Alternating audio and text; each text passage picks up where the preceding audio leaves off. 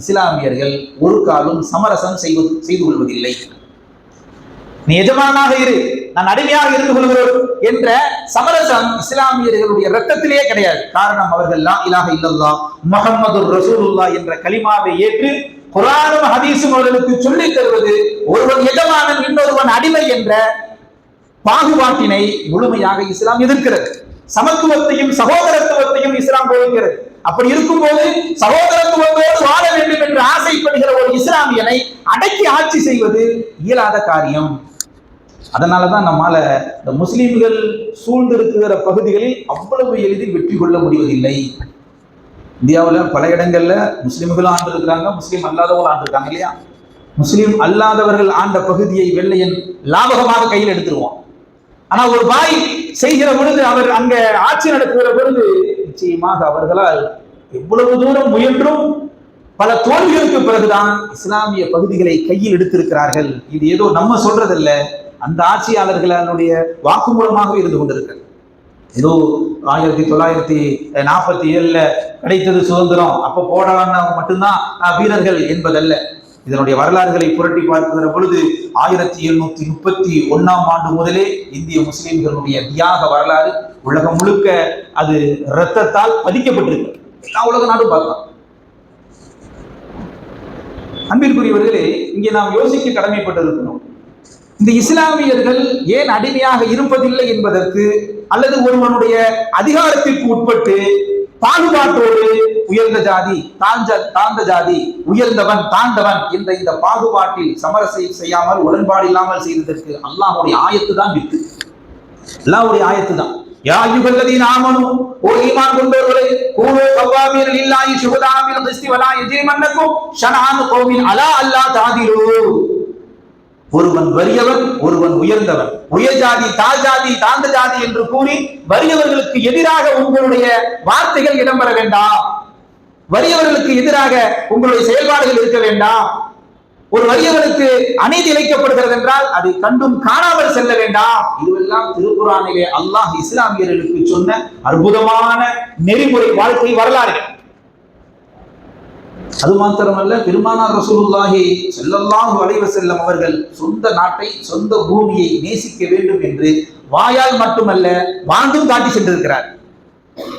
சொந்த பூமியை, சொந்த நாட்டை அதிகப்படியாக நேசிக்க வேண்டும். அது இஸ்லாத்திலே மிக முக்கியமானது, ஈமானிலே மிக முக்கியமானது என்பதை வார்த்தையில் அல்ல, பெருமானார் வாழ்ந்தும் காட்டி சென்றிருக்கிறார்கள். அதனால் இஸ்லாமியருடைய உதிரத்திலே ஊறி போனது, அடிமையாக நான் வாழ முடியாது, எவ்வளவு காலம் வாழ்ந்தாலும் அல்லாஹ் ஒருவனுக்குத்தான் அடிமை என்ற அந்த சித்தாந்தம் தான் வெள்ளையனை உறங்க விடாமல் ஆக்கியது.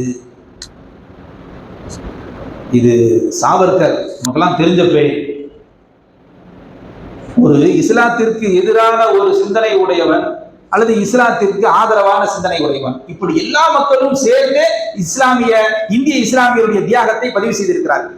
சாவர்கர் எழுதிய நூல்ல 1806 1857 இந்த இடைப்பட்ட காலத்துல இந்திய முஸ்லிம்களுடைய பங்கு என்பது மிக அலாதியானது. வெள்ளையன் இருக்கவே கூட, வெள்ளையனை வெளியேறு என்ற அற்புதமான முழக்கத்தோடு அவர்கள் பணியாற்றினார்கள், பயணப்பட்டார்கள் என்று எழுதியிருக்கிறார். இன்னொரு எழுத்தாளர் VN சாமி, இவரெல்லாம் இஸ்லாமியர் அல்ல, இஸ்லாமியர் கொள்கையை ஏற்காத பல பிரமுகர்கள், எழுத்தாளர்கள், அத்துணை நபர்களும் ஒரே நேர்கோட்டில் எழுதியிருக்கிறார்கள். கிட்டத்தட்ட 2000 பக்கம் அவர் எழுதின புத்தகத்துல 2000 பக்கம் முழுக்க முழுக்க இந்தியாவிலே இஸ்லாமியர்கள் ஆற்றிய பங்கு என்ன, விடுதலைக்காக வேண்டி அவர்கள் செய்த தியாகங்கள் என்ன என்று வரிக்கு வரி மிக தெளிவாக கிட்டத்தட்ட 1500 பக்கங்கள் கொண்ட இந்திய முஸ்லிம்கள் அந்த இந்திய விடுதலைக்காக வேண்டி போராடிய வரலாறு குறித்து திவான் என்பவர் அற்புதமான ஒரு புத்தகத்தை எழுதியிருக்கிறார். இதுவெல்லாம் எழுத்துக்களில் இருக்கிறது. ஆனால் மக்களிடத்திலே போய் சேர்ந்ததா என்றால் ஒட்டுமொத்த இந்திய மக்களிடத்திலே இஸ்லாமியர்களுடைய அந்த தியாகம் முடக்கப்பட்டிருக்கிறது, போய் சேர விடாமல் தடுக்கப்பட்டிருக்கிறது. பாட புத்தகங்களிலே நாம் சிந்திய ரத்தங்கள் எல்லாம் மறைக்கப்பட்டிருக்கிறது. அதற்கு தோதுவாக சில இஸ்லாமியர்கள், நமக்கு என்ன வந்தது, சுதந்திர தினமா, யாரோ 4 பேர் கொண்டாடினா போதும், அதுக்கு நமக்கு என்ன, ஏதோ அந்த காலத்துல போராடி வாங்கிட்டாங்க, ஏதோ முடிஞ்சது என்று நாம் ஒதுங்குகிற விஷயங்களும் நமக்கு ஆபத்தில் தான் கொண்டு போய் முடிகிறது. நம்மள சில பேர் அப்படித்தானே, சுதந்திர தினம் யாரோ எங்கேயோ கொடியேற்றினா சரி, ஒவ்வொரு இஸ்லாமியரும் அன்றைய நாளில் சுதந்திர தினத்தை கொண்டாடும் விதமாக, பறைசாற்றும் விதமாக தூய மனதோடு அந்த கொடியை நெஞ்சில ஏற்றணும். என்ன தெரியுது? குர்ஆன் ஹதீஸ்ல ஆதாரம் இருக்கா, புகார் ஆதாரம் இருக்கான்னு கேட்டக்கூடாது, முட்டாள்தனமா கேட்டக்கூடாது. இது குர்ஆன் ஹதீஸ்ல ஆதாரம் அல்ல. வாழுகிற பூமியில் வாழுகிற நாட்டை நானும் நேசிப்பவன் என்று பிறருக்கு எடுத்து சொல்லும் விதமாக சாதாரண ஒரு சின்ன செயல் தான் இந்த கொடியை சுமப்பது.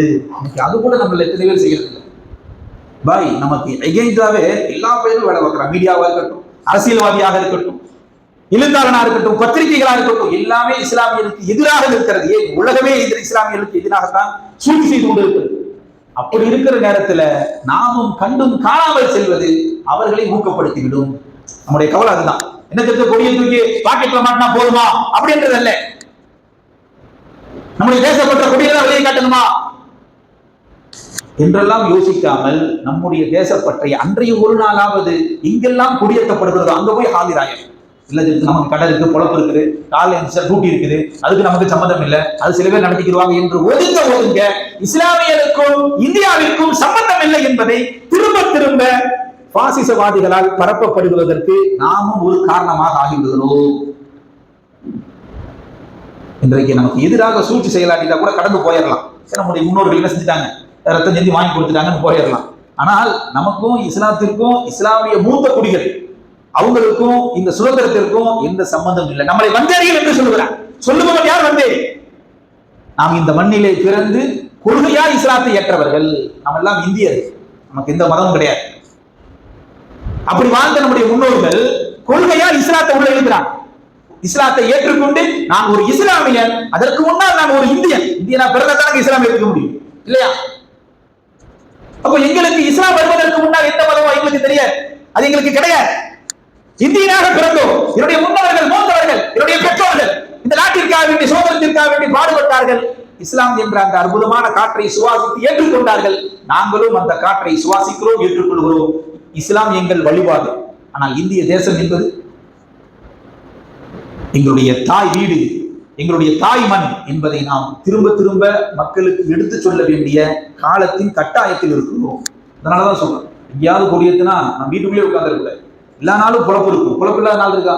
எல்லா நாளும் பொழப்பு பார்ப்போம். பொழப்பு பார்க்காம இருக்க முடியாது.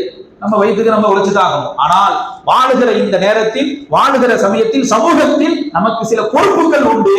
அந்த பொறுப்பு மறந்து வந்துடக்கூடாது. இந்த இந்திய நாட்டிற்காக வேண்டி பாடுபட்ட அந்த முன்னோர்களை நாம் ஞாபகப்படுத்தினா தானங்க நமக்கு அந்த தியாக உணர்வு வரும் இல்லையா? மன்னர் பகதூர் ஷா மிக அற்புதமான ஒரு போராளி. மன்னராகவும் இருந்தார். ஆனால் அந்நியனை வரவிடாமல் தடுத்ததில் மிகப்பெரிய அதிரடி காட்டினார். பல முறை வெள்ளையன் இவர் மீது எவ்வளவோ படைகளை ஏறி பார்த்தான். ஒவ்வொரு முறையும் அடி வாங்கி துரத்தி துரத்தி அடிக்கப்பட்டான் வெள்ளையன். கடைசியாக ஒரு கட்டத்தில் அவரை சிறப்பிடிச்சார். சிறப்பிடிச்சு கொண்டு போய் இந்த ஊர்ல வைக்கக்கூடாது. அவர் சொல்றாரு, நான் இங்கதான் இருப்பேன் அப்படின்னு. இல்ல, இந்த நாட்டுக்கு தானே, இந்த மண்ணுக்கு தானே போராடுறேன், நீ இங்க இருக்கக்கூடாதுன்னு சொல்லி பர்மா நகருக்கு என்ன செய்யற, பர்மாவில் உள்ள ரங்கூருக்கு நாடு கடத்தப்படுற. போகும்போது இந்தியாவிலிருந்து ஒரே ஒரு கைப்பிடி மண்ணை மட்டும் கையில பிடிச்சிருக்கு. எந்த இடத்துல நீ அடக்குவியோ அந்த இடத்துல இந்த மண்ணை போட்டு. எவ்வளவு நேசித்திருக்கிறார்கள் இந்த மண்ணை. அவன் கூட்டிட்டு போறப்ப சொன்னா, உனக்கு மாசம், நீ மன்னரா இருந்தனால மாசம் உனக்கு 600 ரூபாய் நாங்க அரசாங்க பணம் தர்றோம் செலவுக்கு அப்படின்னு. என் நாடு, என் மக்கள், என் வளம், இதுல இருந்து எனக்கு மாசம் 600 ரூபாய் நீ பிச்சம் போடுறதா? ஒரு காலம் எனக்கு உன் காசு வேண்டாம் என்று கூறி மிக வீரதீரமாக இருந்தார்கள். கடைசி வரை அவனிடத்தில் சமரசமே இல்லை. உயிரே போனாலும் எனது கொள்கையில் இருந்து நான் விலகுவதாக இல்லை என்று அற்புதமான அந்த மா மன்னருடைய வாழ்க்கை வரலாறை பார்க்கிற பொழுது நம்முடைய முன்னோர்கள் இந்த நாட்டிற்காக காந்தியடிகளால் சொல்லப்பட்ட ஷவுகத் அலி, முகமது அலி, இந்த 2 பேர்த்தையும் 2 சிங்கங்கள் என்று சொல்லுவாங்க காந்தி. என்ன காரணம்னா, எத்தனையோ நபர்கள் இருந்தாலும் இவர்கள் என் இரு புஜத்தில் இருக்கக்கூடிய சிங்கங்கள் என்று 2 இஸ்லாமியர்களை அவர்கள் குறிப்பிட்டு சொல்கிறார்கள் என்றால் அவருடைய வாழ்வு எவ்வளவு வீரதரமாக. லண்டன்ல வட்ட மேஜை மாநாடு யார் பேசுறது? முகமது அலி அவர்கள் இந்தியா சார்பாக பேசுறாங்க. கொடுக்கப்பட்ட நேரம் வேற 5 நிமிஷம் தான். இதுக்குள்ள உங்களுடைய கோரிக்கையை வைக்கணும். பார்த்தா கடுமையான ஜுரம், உடல் நலம் மிகவும் பாதிக்கப்பட்ட நிலையில நாம் மக்களுக்காக, இந்திய மண்ணிற்காக, விடுதலைக்காக வட்டமேஜை மாநாட்டில் கலந்து கொள்வேன் என்று அவர்கள் முடியாத தருணத்தில் போய் கலந்துட்டாங்க. கலந்துகிட்டவர்களுக்கு 5 நிமிஷம் தான் டைம் கொடுக்கப்பட்டது. கிட்டத்தட்ட 2.5 மணி நேரம் தொடர்ந்து இந்த இந்தியா மக்களுக்காக, சுதந்திரத்திற்காக வேண்டி பேசுகிறார்கள். வெள்ளக்காரன் பூரா மூக்களை கை வச்சுட்டான். அது மாத்திரமல்ல, அங்கேயும் மனிதாபிமானம் உள்ளவர் சில பேர் கை தட்டிட்டாங்க. அவர் பேச்சு அவ்வளவு சிறப்பாக அமைந்திருந்தது. நாட்டு மக்களுக்காக வேண்டி அவர் பேசிய அந்த உரை. சரி, எல்லாம் கேட்டுட்டு கடைசியா ஒரு அஜெண்டா போட்டான். நாங்கள் இப்போதைக்கு என்ன செய்யல, நாங்க விடுதலை தர்றதா இல்லை என்று சொன்ன உடனே அவங்க சொன்னாங்க, திரும்பவும் அடிமை இந்தியாவிற்குள் நான் நுழைய ஆசைப்படவில்லை. உண்டு அடிமையா இருக்கு இந்தியா, அங்கிருந்து வந்துட்டேன். மீண்டும் அடிமை இந்தியாவிற்குள் நுழைவதற்கு என் மனம் இடம் தரவில்லை. ஒண்ணு கொடுத்தா என்ன கொடு, சுதந்திரம் கொடு, இல்லாட்டி இந்த லண்டன்ல இந்த பகுதியில என்ன செஞ்சிரு, அடக்கம் பண்ணி விடு என்று சொன்னார். இந்த லண்டன் தெய்வான் அடக்கம் பண்ணுவானா? அவன் அடக்கம் பண்ண மாட்டான். உடனே அந்த பகுதியில் இருக்கக்கூடிய எல்லா முஸ்லீம் நாடுகளும் முன் வந்தாரு, அந்த ஜனாசாவை எங்கள்கிட்ட கொடுங்க, நாங்க அடைக்கிறோம். ஒவ்வொரு இஸ்லாமிய நாடும் கோரிக்கை வைத்தது. கடைசியாக பைத்துல் முகத்தஸ் 5000 ஆண்டுகளுக்கு முன்னால் கட்டப்பட்ட அந்த ஒரு அற்புதமான அந்த பள்ளியினுடைய அந்த மாகாணங்கள்ல அவருடைய உடல் அடக்கப்பட்டது என்பதாக வரலாறுகளில் நாம் படிக்கிறோம். அப்போ எவ்வளவு தூரம் இந்த மண்ணை நேசித்திருந்தால் அவர்களின் சொந்த நாட்டுக்கு என்னை அனுப்பிடாதீங்க, வேண்டாம், அடிமை நாட்டோடு நானும் வாழக்கூடாது, என் மக்கள் அடிமையாக வாழ்வதை நான் பார்க்க விரும்பவில்லை என்று கூறி தன் உயிரை நீத்தார்கள். அப்பேற்பட்ட அந்த தியாகியினுடைய வாழ்க்கை வரலாறை ஞாபகப்படுத்துவதோடு அடுத்த தலைமுறைக்கு கடத்தி செல்ல வேண்டும், அடுத்த தலைமுறைக்கு எடுத்து செல்ல வேண்டிய பொறுப்பும் கட்டாயம் நமக்கு இருந்து கொண்டே இருக்கிறது. அவ்வளவு தூரம் இந்த மண்ணில இஸ்லாமியர்களுடைய ரத்தத்தை செஞ்சிருக்கலாம். டெல்லியில அந்த பாதை வழியாக சொல்லுகிற பொழுது எல்லா மரங்கள்லையும் மௌலானாக்கள் ஆலிம்களினுடைய உடல் சகிதாக்கப்பட்டு தொங்கவிட்டு இருக்கக்கூடிய அந்த காட்சிகளை அப்படியே தத்ரூபமாக நம்ம முஸ்லீம் பாய் எழுதினா கூட அடிச்சு விட்டாங்கன்னு சொல்லுவாங்க இல்லையா, பாய் எழுதிட்டாங்க அப்படின்னு. ஒரு மாற்று மதத்தை சார்ந்த சகோதரர் அதை தத்ரூபமாக அற்புதமாக எழுதி காட்டுகிறார். இவ்வளவு ஒவ்வொரு ஜும்மாவிலும் ஜும்மா பிரசங்கங்களையும் மார்க்கத்தை பேச வேண்டிய ஆலிம்கள், நீங்கள் வாழ்வதாக இருந்தால் சமத்துவத்தையும் சகோதரத்துவத்தோடு வாழ வேண்டும், அதைத்தான் இஸ்லாம் போதிக்கிறது. அவனுடைய அஜெண்டாவிற்கு நீங்கள் ஏற்றுக்கொண்டு வாழ்ந்தால் குர்ஆனுக்கு எதிரான எவ்வளவு வீரம் வரும். நீங்க அவனை ஏத்துக்கிட்டு நீ தானே ஆட்சி செய்யற, பரவாயில்ல ஆட்சி செஞ்சுக்கோ, நான் பாயா வாழ்ந்துக்கிறேன், அப்படி இல்லை. சமத்துவமும் சகோதரத்துவமும் இஸ்லாத்துடைய ஆணிவே. ஒருவன் ஆட்டான், இன்னொருவன் வறுமை, இன்னும் ஒருவன் உயர்ந்தவன் உயர்ந்த ஜாதி, இன்னொருவன் தாழ்ந்த ஜாதி. ஒருவன் அடக்குமுறைக்கு அடக்கமாக நீ வாழ்வது அது இஸ்லாமிய கோட்பாட்டுக்கு எதிரானது என்று ஒவ்வொரு ஜும்மாக்களிலும் உலமாக்கள் முழங்கினார். அதனாலதான் இஸ்லாமியர்கள் வீரியமா இருக்காங்க. எல்லா மதத்தவர்களும் இந்தியாவில் இருக்கிறான், அந்தந்த பகுதியில் இருக்கிறவங்க எல்லாம் போராடுறாங்க, கொஞ்சம் கலைப்பா அப்படியே கொஞ்சம் நின்றுறாங்க. ஆனால் இஸ்லாமியர்கள் மாத்திரம்தான் திரும்ப திரும்ப தீப்பொறி போல் மீண்டும் மீண்டும் வந்து கொண்டிருக்கிறானே, அதுதான் அவருக்கு ஆச்சரியமாக இருந்தது. கடைசியாக இஸ்லாத்தினுடைய கொள்கையும் கோட்பாடு நபி ஸல்லல்லாஹு அலைஹி வஸல்லம் அவர்கள் வாயில சொல்றதோடு இல்லையே, வாழ்ந்து காட்டி சென்ற ஒரு சமூகத்தின் தலைவர் அல்லவா. பெருமானார் ரசூல் ஸல்லல்லாஹு அலைஹி வஸல்லம் திருமதியில ஒரு ஹதீஸிலே சொல்லுவார், வலவுலா அன்ன கௌமி அக்ரஜூனி மின்கி மா சகந்து. என்னுடைய கூட்டத்தார்கள் மட்டும் இந்த மக்காவிலிருந்து என்னை விரட்டடிக்காம இருந்தா, எப்ப சொல்லலாம், ஹிஜ்ரத்துக்கு போற நேரத்தில் ரசூல் மக்கால தானங்க பிறந்தாங்க. தொல்லை கொடுத்து அவங்க மதீனாவுக்கு போறாங்க. அல்லாஹ் அனுமதி கொடுத்துட்டான், நபியே நீங்க மக்காவிலிருந்து மதீனா ஹிஜ்ரத் செய்யுங்க. அந்த ஹிஜ்ரத் நேரத்தில் பெருமானார் ரசூல் ஸல்லல்லாஹு அலைஹி வஸல்லம் தன்னுடைய சொந்த பூமி, சொந்த மண், தாய் மண் மக்காவை விட்டு மதீனாவிற்கு போகிற போது அப்படியே திரும்பி பார்க்கிறாங்க காபத்துல்லாவை பார்த்து பெருமானார் ஸல்லல்லாஹு அலைஹி வஸல்லம் சொன்ன செய்தி என்ன தெரியுமா? இந்த ஊர் மக்கள் மாத்திரம் என்னை விரட்டாமல் இருந்தால், என்னைக்கு தொல்லை கொடுக்காமல் இருந்தால், இந்த ஊரை விட்டு நாட்டை விட்டு நான் எங்கும் தங்கியிருக்க மாட்டேன். ஏன் அந்த வார்த்தையை சொன்னாங்க? பிறந்த மண்ணை நேசிக்க வேண்டும், மார்க்கத்தை நேசிக்கணும், குர்ஆனை நேசிக்கணும், ஹதீஸை நேசிக்கணும், முஸ்லிம் மக்களுக்கு மத்தியில் நேசம் இருக்கணும், மனிதாபிமானத்தோடு எல்லா மக்களையும் நேசிக்கணும், இரக்கத்தோடு வாழணும் என்றெல்லாம் நீண்ட பட்டியலில் இஸ்லாம் சொல்லுகிறது. நீ பிறந்த மண், எந்த தருணத்திலும் அதிலே சமரசம் கிடையாது என்பதை மிக அழுத்தமாக நபி ஸல்லல்லாஹு அலைஹி வஸல்லம் அவர்கள் சொன்னது மாத்திரமல்ல, வாழ்ந்தும் காட்டினார். அப்படியும் மக்காவை விட்டு பிரிஞ்சு மதீனாவுக்குள்ள போகும்போது கனத்த இதயத்தோடு பெருமானார் ரசூலுல்லாஹி ஸல்லல்லாஹு அலைஹி வஸல்லம் அவர்கள் தன்னுடைய சொந்த பூமி, தாய் பூமி விட்டு பிரிகிறார்கள் என்றால், ஒவ்வொரு இஸ்லாமியன் கியாமத் நாள் வரை வரக்கூடிய இஸ்லாமியனுக்கு ஒரு சுன்னத், சொந்த நாட்டிலே சொந்த ஊரிலே இருப்பதும் அதை எவனாவது விரட்டி அடிக்கிற பொழுது அதற்காக வேண்டி எதிர்கொள்வதும் அவசியம் என்பதைத்தான் நமக்கு இஸ்லாம் சொல்லித் தருகிறது. அப்போ நம்ம செய்ய வேண்டியது என்ன? இப்ப நம்ம எங்க ஜிஹாத் செய்ய வேண்டியது இல்லை, நம்ம எந்த வெள்ளையனையும் அடிச்சு விரட்ட வேண்டியது இல்லை. நமக்கு நம்முடைய முன்னோர் நினைஞ்சிட்டாங்க, ரத்தம் சிந்தி கஷ்டப்பட்டு உயிரை கொடுத்து பொருளை கொடுத்து சுதந்திரத்தை வாங்கி கொடுத்துட்டாங்க. அந்த சுதந்திர தினத்தின் நாளில் காலை 8 மணியோ 9 மணியோ பக்கத்தில் இருக்கிற தெருவிலையோ அல்லது மஹல்லாவிலோ அல்லது பள்ளிவாசலிலோ எங்கேனோ ஒரு இடத்துல கொடியேற்றப்பட்டால், குறைஞ்சது ஒரு இடத்திலாவது நானும் ஒரு முஸ்லிம் என்னுடைய முன்னோர்கள் செய்த தியாகத்தை நினைவு கூறும் வண்ணமாக அந்த சபையில் வந்து நிற்கிறேன் என்று கூறி கொடுக்கப்படக்கூடிய கொடியை நெஞ்சிலே ஏந்தி வாகனத்திலே நீ எங்கு போனாலும் அந்த கொடியோடு செல்லுகிற பொழுது, அதிலும் தொப்பியோடு செல்லுகிற பொழுது அது எவ்வளவு பெரிய அந்த தியாகத்தை நினைவு கூறுவதாக இருக்கும்.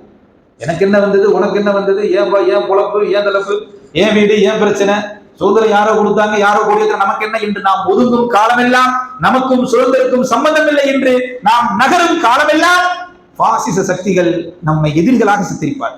பாய்க்கும் இந்த மண்ணுக்கும் சம்பந்தம் இல்லை என்பதாக அவர்கள் சித்தரிப்பதற்கு நாமும் ஒரு காரணமாக ஆகக்கூடாது. நம்ம இருந்தா தான் நம்ம பிள்ளைங்க அதனுடைய ஒரு நேசத்தோட வருவான். இன்னைக்கு நம்ம குழப்பல ஒரு மணி நேரத்தை ஒதுக்கி அதற்காக வேண்டிய அந்த இடத்துல கொடியேற்றக்கூடிய இடத்துல நின்றால்தான் அங்கு சொல்லப்படக்கூடிய பேச்சுக்களை கேட்கும் பொழுது நம்முடைய சந்ததிகளும் அதற்கு தயாராகும்.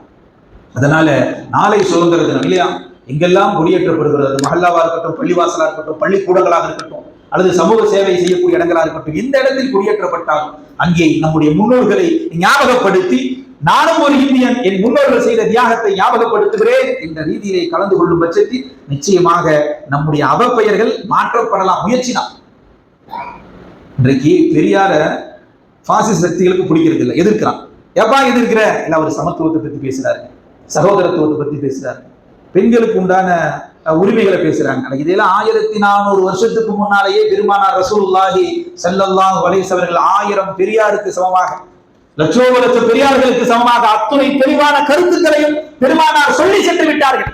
அதனால் இஸ்லாத்தை அழிக்க வேண்டும் என்று அந்த சித்தாந்தத்தில் இருக்கக்கூடிய அத்துணை நபர்களும் ஏதாவது முஸ்லிம்கள் மீது அவப்பெயரை கட்டவிழ்த்துக் கொண்டேதான் இருப்பான். அதில் எதிர்நீச்சல் அடித்துக் கொண்டு வாழ்வதுதான் நமக்கு கொடுக்கப்பட்ட அஜெண்டா, அல்லாஹ்வால் ஏற்படுத்தப்பட்டதானே. நமக்கு ஒரு பக்கம் இதில் இருந்து கொண்டுதான் இருப்பான். அவனை பேஸ் பண்ண வேண்டியது, அவனை எதிர்கொள்ள வேண்டியது நம்முடைய தலையாய கடமை. எதிர்னா என்ன, அருவாளுக்கு வருதில்லை. சுதந்திர தினத்தன்னைக்காவது கொஞ்சம் ஒரு மணி நேரம் ஒதுக்கி அந்த கொடியேற்ற இடத்துல நம்முடைய முன்னோர்களை ஞாபகப்படுத்த வேண்டும் என்று மீண்டும் ஒரு முறை கூறி, ரப்புல் ஆலமீன் இந்த நாட்டை நேசிக்கக்கூடியவர்களாக, பிறந்த மண்ணை நேசிக்கக்கூடியவர்களாக, ஏற்றுக்கொண்ட மார்க்கத்தை நேசிக்கக்கூடியவர்களாக, பெருமானார் ரசூல் ஸல்லல்லாஹு அலைஹி வஸல்லம் சுன்னத்தை நேசிக்கக்கூடிய நல் முஸ்லிம்கள் பட்டியலில் நம் அத்தனை நபர்களையும் வல்ல அல்லாஹ் ஆக்கி அருள் புரிவானாக. வாஹிரு தாவானா அனில் ஹம்துலில்லாஹி ரப்பில் ஆலமீன். அஸ்ஸலாமு அலைக்கும் வரஹ்மத்துல்லாஹி வபரகாத்துஹு. சுன்னத்துல்லாஹ்.